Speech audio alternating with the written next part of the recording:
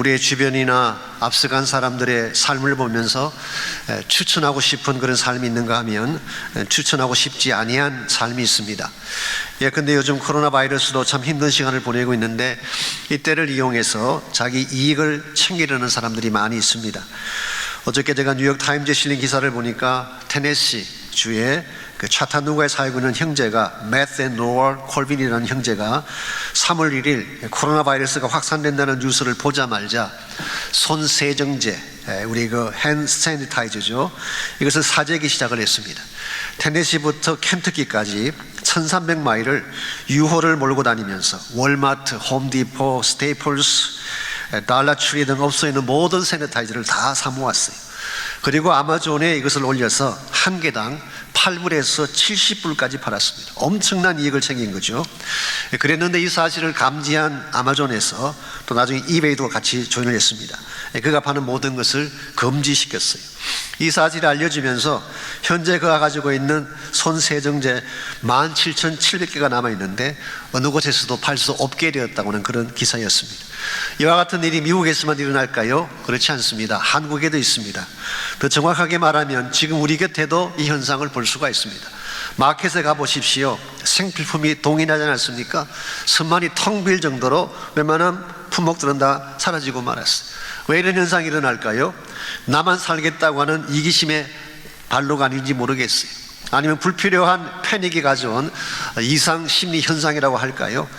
사실 우리가 평소엔 잘 모릅니다. 그러나 위기나 재난이 찾아오면 인간의 본성이 드러나는 것입니다. 나도 몰랐던 나의 모습이 나타날 때가 있다는 것입니다. 언젠가 말씀드린 적이 있습니다마는 1965년도 뉴욕의 정전 사태가 났을 때도 비슷한 현상이 일어났습니다. 그때 캐나다 온타리오를 비롯해서 미 북동부 8개 스테이트가 블랙아웃 되어지는 정전 사태가 일어났습니다. 나이가라 폭포 곁에 있는 변압기가 터지면서 저녁 5시 16분부터 그 다음날 오전 8시까지 13시간 동안 캄캄한 암흑이 찾아온 것입니다. 당연히 사람들이 패닉 상태에 빠지게 되고 그 당시 가장 절실했던 것은 마스크나 세니타이저가 아니라 양초가 필요했다고 합니다. 당시 이 상황을 생중계했던 WABC 라디오 방송이 있습니다. 이것은 뉴욕시티가 운영하는 방송인데요, 다음과 같은 방송 내용이 흘러나왔다고 합니다. 지금 뉴욕 지하철 앞에는 두 종류의 사람들이 양초를 팔고 있습니다. 한 그룹은 양초를 평소의 가격보다 몇 배 이상 올려서 판매하는 사람들이고, 또 한 그룹은 똑같은 양초를 평소의 반값에 나눠주고 있습니다. 전자는 재난을 이용해서 자신의 배를 채우려는 이기주의자들이라고 말한다면, 후자는 재난의 때 사람들의 마음속에 빛을 밝히는 등불 같은 자들입니다. 이 두 종류의 사람들 가운데 어떤 사람을 예수님께서는 기뻐하실까요? 당연히 후자일 것입니다. 어려운 때일수록 자신의 것을 내어놓고 희망의 빛을 비춰주는 인생, 이것이 주님께서 추천하시는 삶이고, 이와 같은 삶을 살 때에 하나님께 영광이 되는 것입니다. 우리가 이미 알고 있는 것처럼 세상이 추구하는 삶과 주님께서 추천하시는 삶의 내용은 다릅니다. 세상은 높아지는 것을 추구하지만 주님은 낮아지는 삶을 추천하십니다. 세상은 많은 소유의 삶을 추구하지만 주님은 많은 나눔의 삶을 추천하고 계십니다. 여러분과 제가 이 세상에 살아가면서 참 세상에 빛이 되고 하나님의 영광이 되기를 소원한다면 주님이 추천하시는 삶을 살아야지 세상이 추구하는 삶을 따라가면 안 되는 것입니다. 이런 면에서 우리가 크리스찬으로서 이 땅 안에 살고 있지만 세상 사람과는 구별되게 주님이 기뻐하시고 추천할 만한 삶은 과연 어떤 것인지, 또 어떻게 할 때 그런 삶을 살아갈 수 있을지 오늘 같이 봉독한 본문을 가지고서 함께 정리해 보려고 합니다. 오늘 같이 읽은 본문에 보시면 고린도 교회를 향한 사도 바울의 마지막 권면과 인사의 말씀이 기록되어 있습니다. 우리 뒤쪽으로 가셔서 22절을 잠깐 보겠습니다. 만일 누구든지 주를 사랑하지 아니하면 저주를 받을지어다. 우리 주여 오시옵소서. 자, 저주에 대한 말씀을 하신 후에 곧이어서 우리 주여 오시옵소서라는 단어가 나옵니다. 우리말 번역에는 그렇게 번역이 되어 있지만 원래 이 말은 원문을 보게 되면 마라나타라고 하는 아람어가 사용이 됐습니다. 그 뜻은 Come Lord, Our Lord come, 주여 오시옵소서, 우리 주님이 오십니다, 그런 의미이죠. 요한계시록 22장 20절에도 동일한 내용이 나옵니다. 아멘 주 예수여 오시옵소서. 그러므로 이 마라나타라는 이 단어는 다시 오실 주님을 열망하는 우리의 간절한 소원을 표현하는 단어입니다. 주님께서 다시 오시게 되면 어떤 일이 벌어질까요? 사실 두 가지 차원의 현상이 일어납니다. 주님을 따랐고 사랑했던 사람들에게는 예수 그리스도의 다시 오심이 축복된 사건이 될 것입니다. 그러나 반대로 주님을 사랑하지 않고 주님을 리젝트했던 사람들에게는 저주의 날이 올 수 있다는 것입니다. 이런 의미에서 마라나타의 사건은 이 땅에 사는 사람들을 두 그룹으로 나누는 사건이라고 볼 수가 있습니다. 주님의 칭찬을 받을 수 있는 그룹과 주님의 심판과 저주를 받을 그룹으로. 만약 예수님께서 오늘 오신다면 여러분과 저는 어느 그룹에 속한다고 생각할 수 있을까요? Hopefully 칭찬받는 그룹에 속해야 될 줄 믿습니다. 잘했다, 착하고 충성된 종아, 이런 칭찬을 받아야지 주님 오셨는데 주님의 사랑을 하지 않는 존재로 취급당하고 저주받게 된다면 얼마나 우리 삶이 허무하게 되겠어요. 이런 면에서 오늘 예수님께서 오셨을 때 우리 모두를 칭찬하실 수 있는 주님이 추천하시는 삶이 무엇인지를 바로 알고 그 뜻을 따라 살아가야지 여러분과 제가 삶의 열매도 바르게 맺을 수 있고 이 땅을 사는 동안에 하나님을 영화롭게 만들어줄 수가 있습니다. 주님이 알아주시는 삶, 예수님께서 추천하시는 삶은 과연 어떤 것이며 어떻게 할 때 그런 삶을 살아갈 수가 있을까요? 오늘 같이 이 본문에 보시게 되면 주님께서 추천하시는 삶이 가지고 있는 세 가지 특징을 오늘 본문이 소개하고 있습니다. 첫 번째 특징이 이것입니다. 바른 자세를 가지고 사는 것입니다. 우리 주어진 현실을 따라 올바른 삶의 자세를 견지할 때에 주님이 추천하시는 건강한 삶을 살아갈 수가 있습니다. 4개의 명령형이 나오는데요. 깨어라고 하는 것은 be watchful, 이 명령법입니다.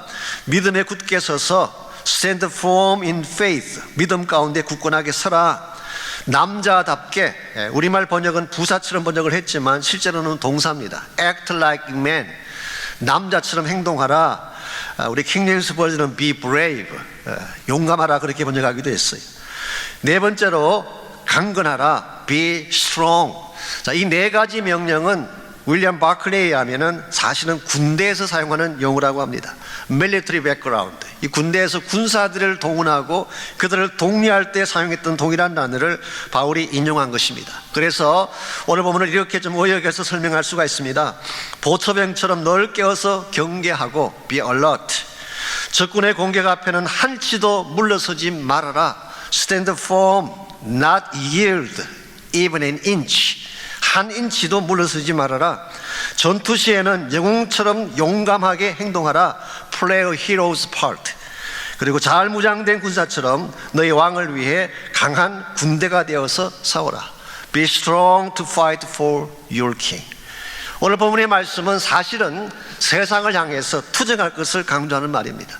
오늘 13절에 기록된 4가지 명령은 교회 바깥을 향해서, 세상을 향해서, 우리의 대적을 향해서 가져야 될 자세를 말하는 것입니다. 죄악에 대해서는 싸워야 되는 것입니다. 악한 영들의 역사에 대해서는 투쟁해야 되는 것입니다.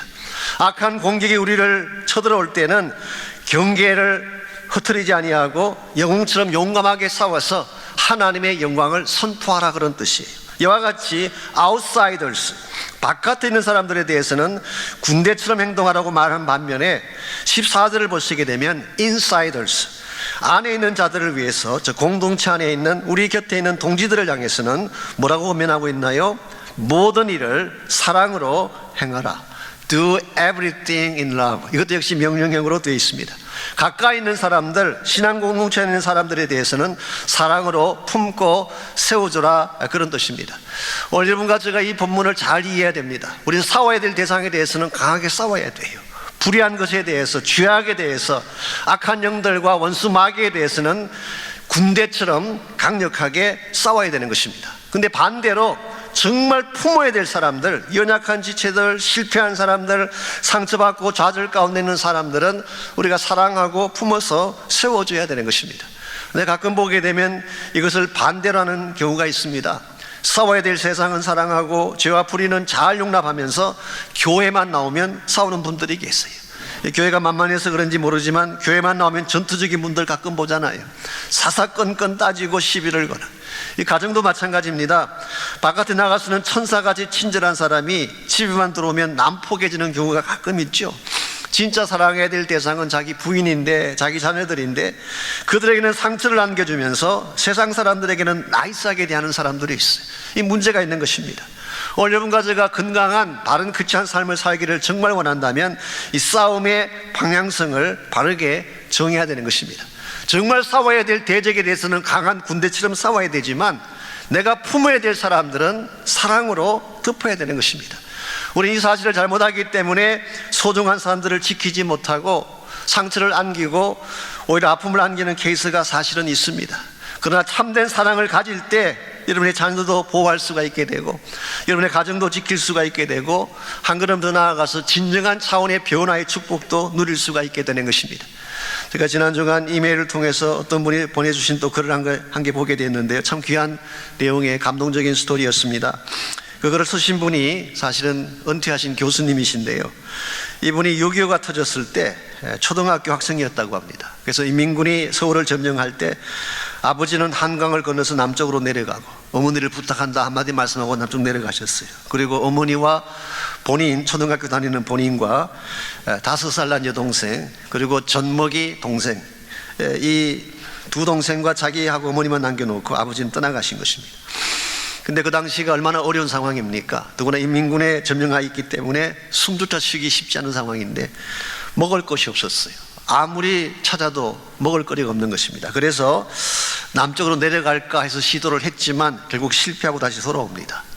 근데 아이들은 먹을 것은 없고 그냥 두면 다 죽게 되고, 하루는 어머니가 큰 결심을 하셨는지 정말 신주처럼 아끼던 재봉틀을 갖고 나가셔서 쌀 한 자루를 바꿔 가지고 오셨어요. 그리고 쌀 한 자루를 끈을 메어서 아들에게 지어주면서 이제 아들로 하여금 그 쌀자루를 메고 가게 한 것입니다. 그리고 어머니와 어린 동생들은 뒤따라오는데 평택에서 수원으로 오는 산길에서 한 청년을 만나게 됐어요. 그 청년이 쌀자루를 맨 아들을 보더니, 야, 무겁지, 내가 좀 들어줄까? 얼마나 감사한지 쌀자루를 청년에게 넘겼어요. 그랬더니 그때부터 청년의 발걸음이 빨라집니다. 뒤따른 어머니 때문에 보조를 맞춰야 되는데 청년은 계속 빨리 가는 것입니다. 그러다가 드디어 갈림길에 오게 됐어요. 이제 갈림길에 오게 되면은 어느 길을 선택하냐에 따라서 어머니가 잊어버릴 수도 있잖아요. 그래서 아저씨에게 내려주세요, 어머니를 기다려야 됩니다. 그 말을 했는데도 청년은 들은 척하지 않고 앞으로 그냥 소설같이 갔어요. 청년을 따라가면 어머니를 잃을 것 같고, 어머니를 기다리면 쌀을 잃을 것 같았어요. 그런데 이 초등학교 학생이 갈림길을 떠나지 못한 채 어머니를 기다린 것입니다. 어머니가 도착해 보니까 쌀이 없어졌어요. 물었더니 청년이 쌀자루를 쥐고 저 길로 갔는데 어머니를 놓칠까봐 따라가지 못하고 여기 기다리고 있었다. 그 순간 어머니 얼굴이 창백하게 변했습니다. 뭐 아시겠지만 천신만고 끝에 구한 쌀 한 자루가 사라졌으니 그렇지 않겠습니까? 어머니가 한참을 이렇게 계시더니 그 아들을 안아주면서 우시기 시작하셨어요. 내 아들이 영리하고 똑똑해서 애미를 잃지 않았네. 내 아들이 영리하고 똑똑해서 살을 잃어버릴지언정 어미를 잃지 않았네. 그리고 우시는 것입니다. 그리고 저녁에 어디에서 구해오셨는지 고구마 2개를 구해가지고 아들 입에 넣어주면서, 내 아들이 영리하고 똑똑해서 아버지 볼낯이 있겠구나. 여러분 생각해 보십시오. 생명줄 같은 살을 잃어버린 바보를 영리하고 똑똑한 아들이라고 말했으니 이게 말이 되는 이야기입니까? 근데 이 어머니의 말씀이 그 아들의 가슴 속에 깊이 박힌 것입니다. 그래서 그 이후에 어머니에게 영리하고 똑똑한 아들이 되는 것이 소원이 되었어. 자기가 열심히 공부를 한 것입니다. 솔직히 말씀을 드리자면 공부한 이유가 어머니에게 영리하고 똑똑한 아들이 되기 위해서.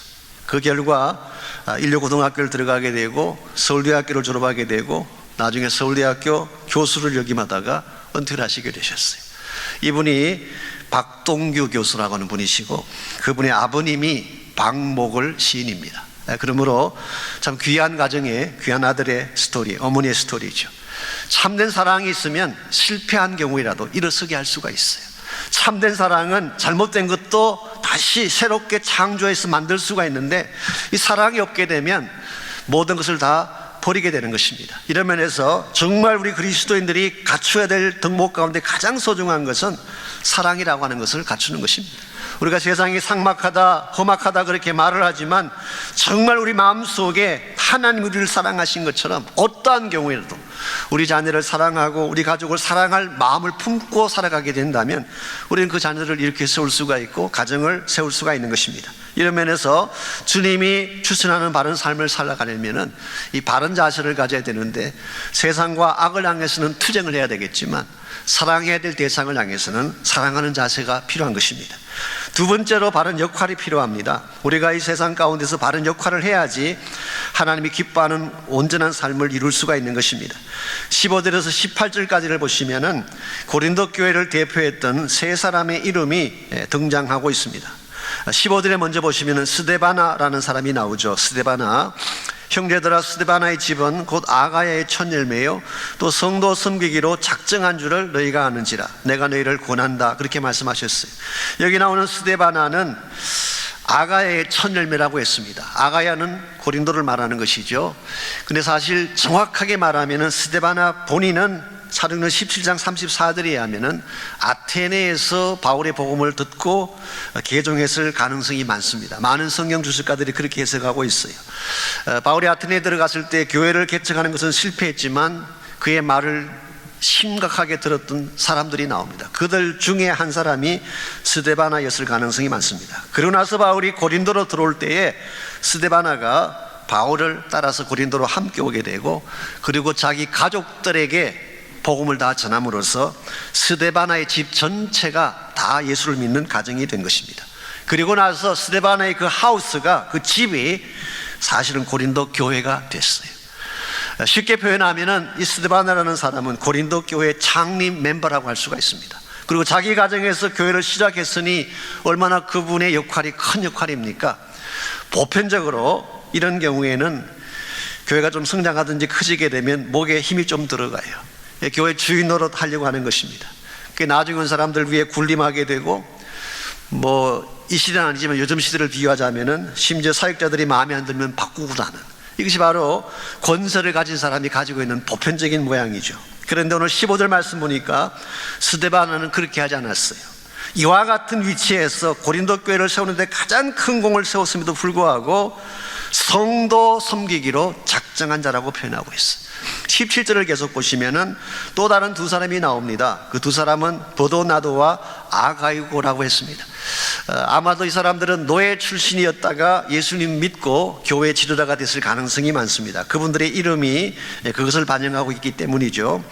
그래서 이 스데바나의 집과 함께 버도나도와 아가이오, 이 세 사람이 초창기부터 고린도 교회를 세우는데 큰 역할을 감당했고, 나중에 고린도 교회를 대표하는 세 사람이 된 것입니다. 이와 같은 사람들이 첫째로는 섬기로 작정했는데, 두 번째는 너희 부족한 것을 채웠다, 그렇게 말하고 있어요. 17절, 내가 스데바나와 버도나고와 아가이오가 온 것을 기뻐하노니 그들이 너희의 부족한 것을 채웠다고 했어요. 아마도 바울과 고린도 성도들 사이에 뭔가 래킹한 것, 모자라는 것이 있었던 것 같습니다. 구체적인 내용은 밝혀져 있지 않지만 어쨌든 모자라는 것이었어요. 그랬는데 they fill the gaps, 그 바울과 고린도 교회 사이에 부족한 것을 채운 것입니다. 모자랐던 것을 그들이 대신 채워준 것입니다. 저는 이게 참 귀한 자세라고 생각합니다. 일반적으로 우리가 상대방의 부족한 것을 보게 되면 일반적으로는 어떻게 하나요? 대개는 지적을 합니다. 아니면 비판을 하든지 판단을 하게 되죠. 그런데 성숙한 사람은 그렇게 하는 것이 아니라 상대가 부족한 것을 보면 본인이 채우는 것입니다. 요한복음 2장에 보게 되면 좋은 예가 나옵니다. 요한복음 2장은 예수님께서 갈릴리 가나 혼인잔치에 참석하셨다가 물로 포도주를 만든 기적이 기록되어 있죠. 잔치를 준비하는 사람이 처음에는 포도주를 많이 준비했을 것입니다만은 아마 생각보다 손님이 더 많이 왔는지 이유는 모르겠지만 잔치가 한참 진행 중에 포도주가 떨어진 것입니다. 많이 준비했다고 생각했는데 something's lacking, 모자라는 것이 있었어요. 저는 이것이 우리 인생의 현주소라고 생각합니다. 우리가 아무리 준비해도 우리 인생에는 항상 모자라는 것이 있어요. 완벽한 사람 아무도 없는 것입니다. 아무리 잘 준비해도 모자라는 것이 있어요. 이와 같은 포도주가 떨어지는 모자람의 사건이 벌어졌을 때 마리아가 어떤 역할을 했나요? 사실은 마리아도 그 혼인잔치에 게스트로 참석한 것입니다. 손님으로 참석한 사람이에요. 자, 그랬다면 잔치집이 준비를 잘못해서 포도주가 떨어지고 음식이 떨어졌다면 보통은 어떻게 하는 것이 정상입니까? 불평하는 것이 정상이에요. 아니, 어떻게 준비를 했길래 이렇게 모자라느냐고, 책임자 데려와, 그렇게 말하는 것이 일반적인 반응입니다. 근데 마리아는 그렇게 하지 않았어요. 본인도 사실 얼마든지 그렇게 클레임할 수 있는 위치에 있지만 클레임하기보다는 내가 이 문제를 채우리라 생각을 하고, 그때 함께 동석했던 자기 아들이 보통 사람이 아닌 것을 마리아는 알고 있었어요. 그래서 아들 되신 예수님께 이 문제를 가져간 것입니다. 지금 포도주가 떨어졌습니다. 이걸 우리가 뭐라고 이야기하냐고 하면은 기도라고 이야기합니다. 예수님께 우리의 부족한 것을 아뢰는 것이 기도예요. 도와주십시오, 그 말이죠. 그때 예수님께서 물로 포도주를 만드셔서 그 잔치집의 모든 문제를 다시 회복시켜 주시고 기쁨이 충만하게 하게 한 거예요. 이게 마리아가 한 역할이에요. 분명히 모자라는 것이 있었는데 모자라는 것을 지적하고 비판한 것이 아니라 본인이 나서서 채워주는 것. 하나님의 교회에 이런 사람들이 많이 필요해요. 하나님의 교회에 부족한 것이 있을까요, 없을까요? 항상 있습니다. 여러분이 아무리 완벽해 보이는 교회라도 항상 부족한 게 있어요. 사람도 마찬가지, 교회 사역도 마찬가지, 항상 래킹하는 것이 있는 것입니다. 이걸 보았을 때 여러분이 지적하고 따지기만 한다면 해결이 오지가 않아요. 근데 만일 부족하기 때문에 내가 채워야지, 모자라는 것이 있기 때문에 내가 그 역할을 감당해야지, 부족한 것을 채우는 역할을 하게 되면 하나님의 공동체가 훨씬 더 풍성해지고 아름다워지게 되는 것입니다. 뿐만 아니라 18절을 보니까 이 세 사람이 했던 또 하나의 역할이 나오는데, 그것을 마음을 시원케 한 것이라고 했어요. 이것은 단순히 우리 마음을 좀 달래준다, 감정을 조금 시원케 해준다, 그런 뜻이 아니라 우리의 영혼 자체의 속심령을 뚫어준다, 그런 뜻이에요. 우리 모두의 마음속에는 영적 답답함이 있죠. 막혀있는 것들이 있습니다. 어떤 사람에게는 엉어리져서 풀어지지 않는 것들을 가진 케이스가 있어요. 그런 사람들에게 그 마음의 깊은 부분을 뚫어주는 역할, 이게 바로 마음을 시원케 하는 역할인 것입니다. 여러분께서 사람을 만나서 대화를 해보면요, 어떤 사람은 만나서 대화를 하면 더 마음이 답답해지는 경우가 있어요. 그분을 만나면 만날수록 마음이 점점 답답해져요. 반대로 어떤 사람을 만나면 별말 안 했는데도 불구하고 마음이 시원케 되는 경우가 있어요. 그 차이점이 뭘까요? 여러분이 누구를 만났을 때에 인간적인 대화만 계속하게 되면 마음이 답답해질 수밖에 없어요. 사람이 나누는 대화는 항상 그래요. 인간적인 대화만 하게 되면 항상 마음이 무겁고 답답해지고, 대화할 때는 몰랐는데 집에 돌아가서 생각해 보면 괜히 마음이 찜찜할 때가 있고 그래요. 그런데 성령 안에서 말씀으로 나눌 때는 달라지는 것입니다. 오늘 본문에서 사도 바울이 말하는 마음을 시원케 했다는 뜻은 성령 안에서 말씀을 나누었다는 뜻이에요.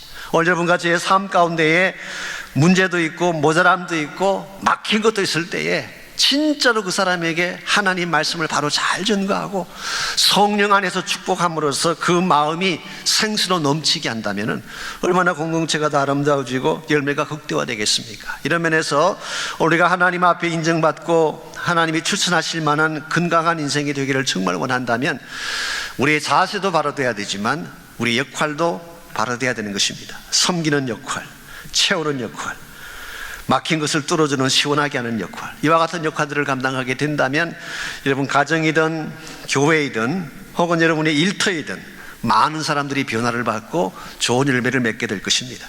마지막 세 번째로 주님이 추천하는 삶의 특징이 바른 소망을 갖는 것입니다. 우리 마음속에 바른 소망을 가질 때에 주님이 추천하실 만한 건강한 인생이 되는 것입니다. 일반적으로 우리는 주어진 현실만 바라보고 현실 안에서 늘 생각하려고 하는 경향이 있죠. 그런데 참으로 주님이 기뻐하시는 건강한 삶을 사는 사람은 긴 안목을 가지고 멀리 봅니다. 나에게 주어진 현실만 보는 게 아니라 이 현실 너머에 있는 하나님을 바라보는, 그리고 주님께서 우리에게 부어주시는 소망을 볼 수 있는 자가 돼야지 여러분은 이 현실을 넘어서서 더 큰 축복의 길을 향해 나갈 수가 있는 것입니다. 21절, 나 바울은 친필로 너에게 문안하노니 만일 누구든지 주를 사랑하지 아니하면 저주를 받을지어다. 우리 주여 오시옵소서. 여기 친필로 썼다는 표현이 나오죠. 이게 무슨 말일까요? 일반적으로 고대 사회에서는 편지를 쓸 때 본인이 직접 쓰는 경우도 있지만 대필자가 쓰는 게 보편적인 패턴입니다. 그래서 아마 바울도 고린도전서 쓸 때 대필자가 있었던 것 같습니다. 앞부분은 대필자가 다 받아 쓴 거예요. 그런데 바울이 본 저자가 맨 마지막 부분에 와서 직접 친필로 선물로서 앞에 모든 내용이 맞다, 일종의 시그니처 같은 것입니다. 그래서 마지막 부분을 바울이 친필로 기록을 하면서 우리 주여 오시옵소서, 마라나타라고 하는 글을 적었어요. 이 마라나타라고 하는 것은 문자 그대로 Come Lord, 주님 오십시오 그 뜻이긴 하지만 사실은 초대교회 성도들은 이것을 인사말로 했어요.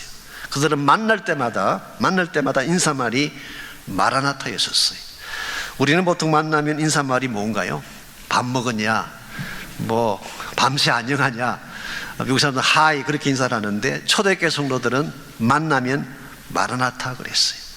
인사를 함으로써 뭘 상기시키기를 원했을까요? 우리 소망을 리마인드 시키기를 원한 것입니다. 이 땅의 삶이 전부가 아니라 주님이 다시 오시는 날이 있다. 주님이 다시 오시는 그 영광의 날을 잊어버리지 마십시오. 그래서 그들은 만날 때마다 마라나타를 인사말처럼 주고받은 것입니다. 오늘 우리 인생이 혼란하고 힘들 때일수록 우리는 더 큰 것을 볼 수 있어야 돼요. 나에게 주어진 현실보다 훨씬 더 위대한 사건이 예수 그리스도의 다시 오심으로 성취된다는 사실을 알고 하늘을 바라보고 주님 오실 그날을 바라보고 주의 비전을 바라볼 수 있어야지 여러분의 인생의 방향도 바르게 될 수 있게 되고 진짜 해야 될 바른 일을 할 수 있게 되는 것입니다. 지금 여러분과 제가 코로나 바이러스 때문에 굉장히 어려움을 겪고 있지 않습니까? 사실 모든 게 다 스탑됐다고 할 정도로 비즈니스도 그렇고 뭐 주식 시장도 그렇고 지금 타운 자체도 굉장히 어려움을 겪는 분들이 많다고 제가 들었습니다. 말 주어진 현실만 바라본다면 희망이 보이지 않아요. 이게 언제까지 계속될지 아무도 예측도 할 수가 없고 그러다 보니까 마음도 우울해지고 다운되어지고 때에 따라서는 좌절감 가운데 빠질 수도 있는 것입니다. 그러므로 이와 같은 때일수록 우리 현실이 어둡고 앞이 보이지 아니할 때일수록 우리의 시선을 위를 향해야 돼요. 주님 바라봐야 돼요. 우리가 주어진 이 현실이 전부가 아니라 주님이 준비하시는 높은 차원의 길이 있다는 사실, 더 높은 차원의 꿈이 있다는 사실, 지금 나의 눈에는 보이지 아니하지만 예수님께서 여러분과 저를 위해 이미 예비해 놓으신 하나님 나라의 더 멋지고도 아름다운 삶의 내용이 있다는 사실을 여러분이 알아야지 그래야 현실을 넘어서고 참된 소망을 향해 살아갈 수가 있게 되는 것입니다. 오늘 세상 사람들은 이 전염병 앞에 정말 당황해하고 힘들어하고 어려움을 겪고 있습니다. 이와 같은 때일수록 여러분과 저는 깨어서 기도하는 중에 이 모든 것의 해결자이신 예수님을 바라봐야 돼요. 사람의 소리 듣고 들려오는 소문을 듣고 그것 때문에 낙심할 게 아니라 이 모든 것을 궁극적으로 푸시고 해결하실 전능자이신 하나님 바라보아야지 문제의 길도 열리게 되고 하나님이 이것을 통해 주실 축복도 누리게 되는 것입니다. 이런 면에서 오늘 우리가 해야 될, 크리스찬으로 해야 될 가장 중요한 것, 우리 힘으로 다른 것은 할 수 없지만 그래도 우리가 할 수 있는 가장 중요한 것이 저는 중보 기도라고 생각합니다.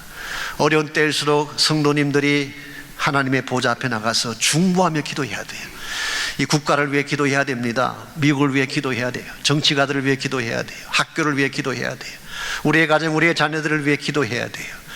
기도하게 되면 우리 기도의 이 파워가 하늘 보좌를 움직이게 되고 그때 하나님이 일하기 시작하면 우리가 해결할 수 있는 문제들이 해결되고 풀리는 것입니다. 그러므로 우리가 막연하게 앉아서 탄식하고 이 전염병을 어찌할 것이냐 그렇게 패닉 상태에 빠져 있기보다는 여러분 한 분 한 분이 깨어서 꼭 기도하시기 바랍니다.